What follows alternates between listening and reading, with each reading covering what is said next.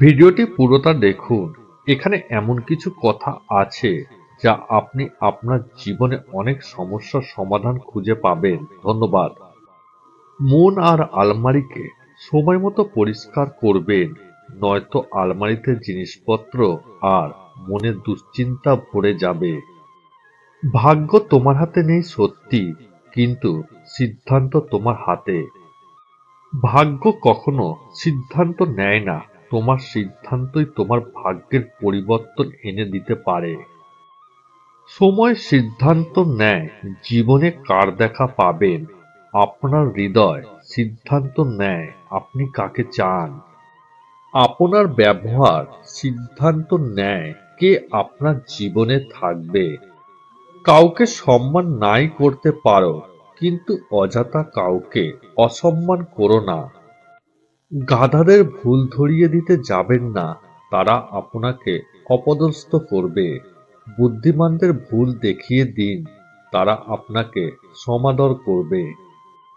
আমরা তাদেরই কাঁদাই যারা আমাদের পরোয়া করে, যেমন পিতামাতা, স্ত্রী। আমরা তাদের জন্য কাঁদি যারা আমাদের পরোয়া করে না, সন্তান, বয়ফ্রেন্ড বা গার্লফ্রেন্ড। আমরা তাদের জন্য ভাবি যারা আমাদের কথা মোটেও ভাবে না, সেটা হলো সমাজ। শ্বশুরবাড়িতে একটি মেয়ে তখনই নীরবে চোখের জল ফেলে যখন তার স্বামী তাকে সবচেয়ে বেশি অবহেলা করে। জীবনে আঘাত পাওয়া মানে হেরে যাওয়া নয়, কিংবা জীবনটাকে বৃথা ভাবাটাও উচিত নয়।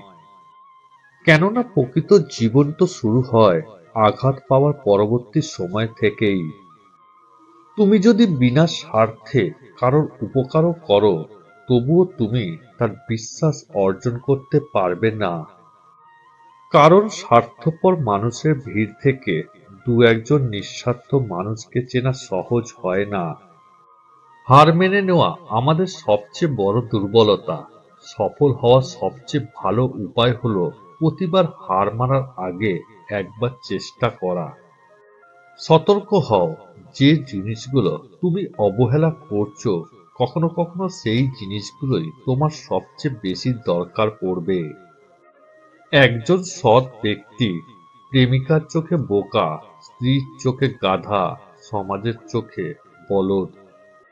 আর একজন অসৎ ব্যক্তি প্রেমিকার চোখে বুদ্ধিমান, স্ত্রীর চোখে সিংহ, সমাজের চোখে সম্মানিত ব্যক্তি।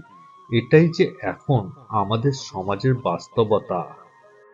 স্ত্রী বদমেজাজি হলে দুটি কাজ করুন। এক, তার রাগের সময় চুপ থাকুন। দুই, রাগ থেমে গেলে তাকে ছেড়ে যাওয়ার ভয় দেখান।